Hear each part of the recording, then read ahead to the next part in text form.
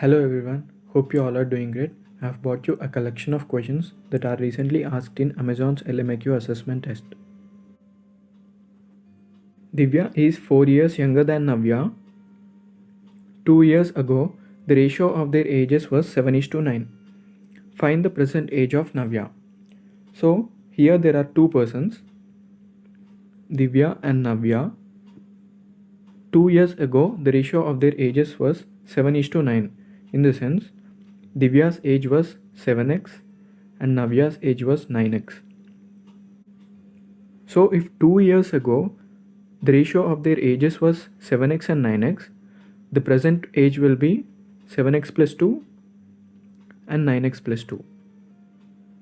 Also, when we read the question, the first point says Divya is 4 years younger than Navya. That means age of Navya minus age of Divya gives us 4 years.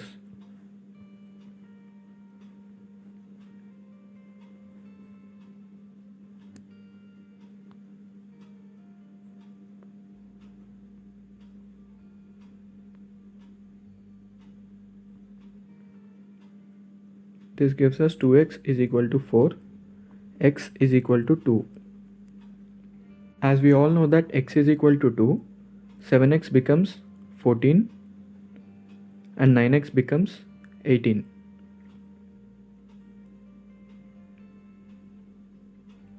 So 18 is the age of Navya 2 years ago. The question is find the present age of Navya. 18 plus 2 is equal to 20. C is our final answer.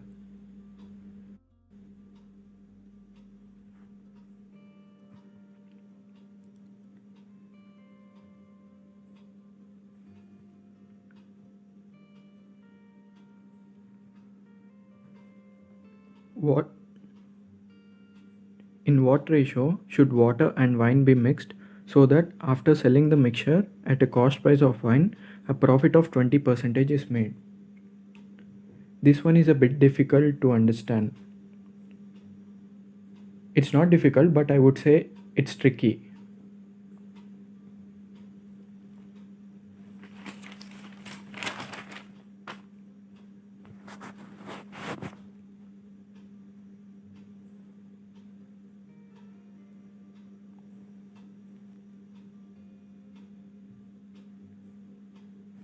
Here let us assume that the quantity of wine is 100 ml, which costs 100 rupees, and we don't know how much water we should add.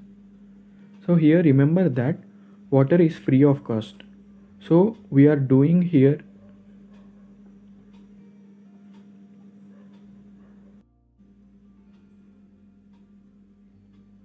this one is so easy, guys. Pause the video and do it on your own. How many 7s are there in the following series which are immediately preceded by 4 but not immediately followed by 6? That means 7 must be immediately preceded by 4, but it should not be immediately followed by 6. So we must look for 4, 7 and any other number but not 6. Here there is one set 479. Here there is 476, but we are not considering this. Here 470. So there are two sets. Answer is 2. In what ratio should water and wine be mixed so that after selling the mixture at a cost price of wine, a profit of 20% is made? This one is a bit difficult to understand. It's not difficult, but I would say it's tricky. Here let us assume that the quantity of wine is 100 ml, which costs 100 rupees, and we don't know how much water we should add. So here remember that water is free of cost. So what we are doing here is we are adulterating water with wine and charging for the extra quantity, which we get free of cost. As we have already assumed that 100 ml of wine costs 100 rupees, and in the question it is mentioned that a profit of 20% is made, that is 20% of 100 is equal to question mark, which gives us 20. So here 20 is the quantity of water we add, because we have assumed quantity is equal to price. Hence ratio becomes 20 by 100, that is equal to 1:5, which is our final answer. A person divided a number by 2 by 3 instead of multiplying it with 3 by 2. What is the percentage change? This is the most trickiest one in the test. It eats away your time if you don't pay attention. So if we assume a number 2, when 2 is divided by 2 by 3, instead of it is multiplied by 3 by 2. This gives us 3 as answer, and so does this. So here the percentage change is 0. Nothing changes here. So 0 will be given in the options. Choose that one. Deepthi bought a mobile for 8,000. After 1 year, she sold her mobile for 10,400. Find the profit percentage. So here cost price is 8,000 and selling price is 10,400. Difference is 2,400.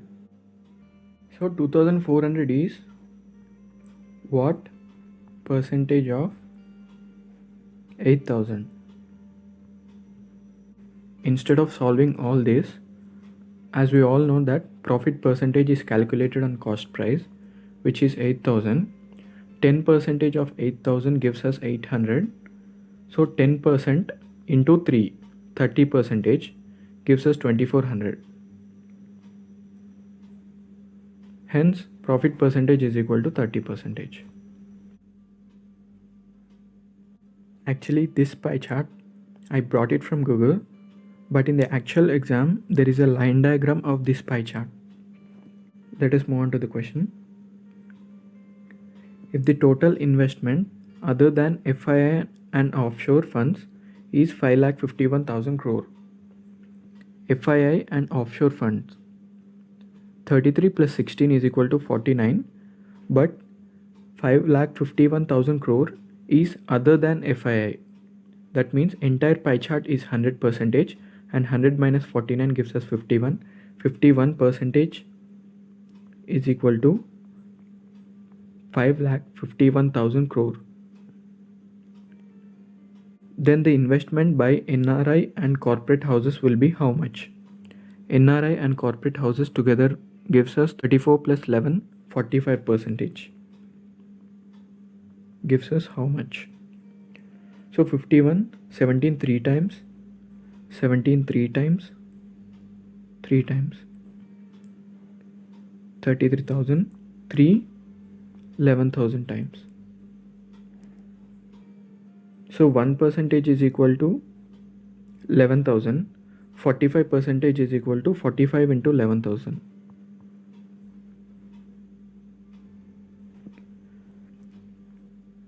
Which gives us, so I'm splitting this, 45 into 10,000 plus 45 into 1,000. 45 into 10,000 gives me 4,50,000, and 45 into 1,000 gives me 45,000. 4,50,000 plus 45,000 gives 4,95,000. This is my final answer. Read the data and answer the following question. 7 students R, S, T, U, V, W and X are made to stand in a straight line in order of increasing heights. The statements below give information about the positions in the line. So here remember this phrase, increasing heights. In the sense, the heights will be increasing from shortest to the tallest.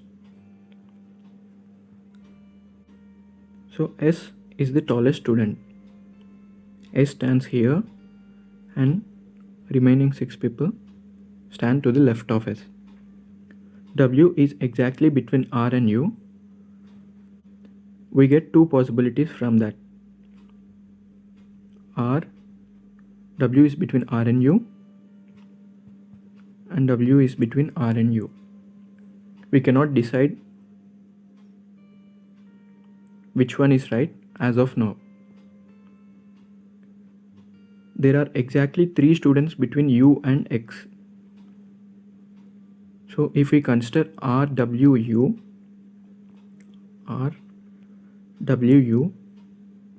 and if we consider X this side, we got all the 7 placements, but we need S to the extreme right hand. So this possibility is wrong.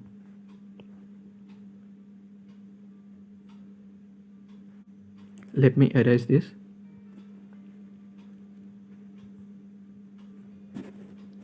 Hence X comes to the left of U. And same thing applies to the second possibility also.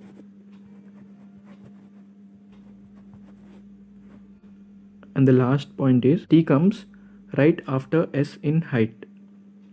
So T comes here. And finally we get two possibilities because these two possibilities are left and there are 5 positions U, W, R and X, and X, R, W, U. So the question is, how many students take the same position in the line when considering all the possible arrangements? So these are the two possible arrangements we got, and we should find out the students who take same position in both the possibilities. So XU, they are not similar. Here R is similar in both the possibilities, and T and S are similar.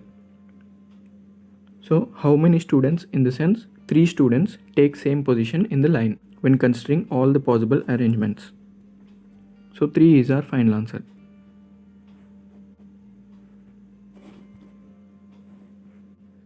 Read the data and answer the following question. Madhu and Shobha are good in dramatics and computer science. Anjali and Madhu are good in computer science and physics. Anjali, Poonam and Nisha are good in physics and mathematics. Poonam and Shobha are good in history and dramatics. Here, we must first consider how many parameters are given in the question. So, in this question, there are 2 parameters. One is names and the other one is subjects. So, let us consider how many names are there. Madhu, Shobha, Anjali, Poonam, Nisha. So these are the 5 names. 5, and subjects are dramatics, computer science, physics, mathematics, history. And there are 5 subjects. So let us form a table to interpret the data. I am taking this column as names and row as subjects. So the first point says Madhu and Shobha are good in dramatics and computer science. Madhu, Shobha are good in dramatics and computer science. Anjali and Madhu are good in computer science and physics. Anjali and Madhu are good in computer science and physics. Computer science is already marked for Madhu. And Anjali, Poonam and Nisha are good in physics and mathematics. Anjali, Poonam, Nisha are good in physics and mathematics. Poonam and Shobha are good in history and dramatics.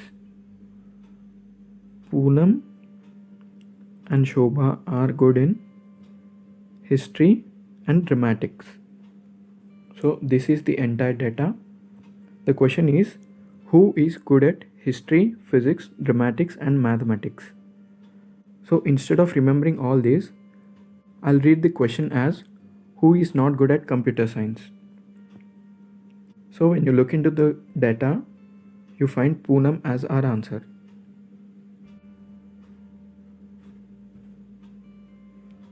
So this is just a follow-up question. Who is good at physics, computer science and mathematics but not history? So the person must be good at physics, computer science and mathematics but not history.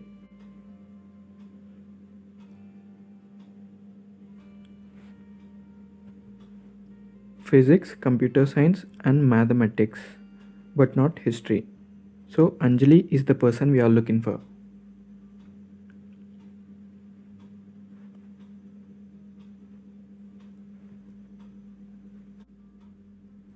Let us look at the line graph first. Here I forgot to mention that A, B, C, D, E and F are the shops respectively, and 0 to 20 are the sales in that shops. So the blue line represents the sales of the chocolates and the orange line represents the sales of the biscuits. So the question is, what is the average number of chocolates sold by shop B, C and E? So it is just an average question. You can do it by looking at this line graph.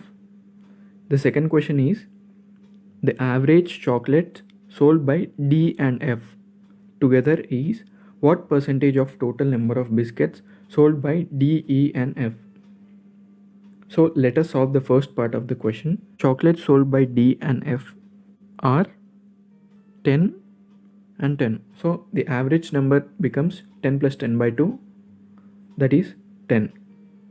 So 10 is what percentage of total number of biscuits sold by D, E and F. So D sold 15 biscuits, as this point lies between 14 and 16, we consider it as 15. And E sold 10 biscuits and F sold 15 biscuits. Together D, E and F sell 45 biscuits. So we get 1000 by 45, 5 9s are 5 200s are. So 200 by 9 will be our answer. So guys, here don't worry looking at this number because I made this question, but this line graph is actually asked in the exam.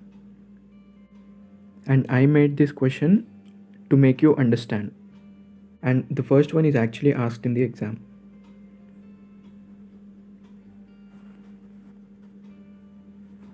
Percentage by which 120 is to be diminished to get 90 is. So let us put the percentage aside and what number must be subtracted from 120 in order to get 90 as our answer. So we should subtract 30 from 120 to get 90. So the question is the percentage by which 120 is to be diminished. So 120 is to be diminished by 30 is what percentage of 120? So 300 by 12, 25 is our final answer. So guys, do it on your own. It is an easy one. And these are also easy questions. Observe and choose your answers. That's it guys. If you find this video helpful, hit the like button, share it to your friends and subscribe to this channel for more videos. Thank you.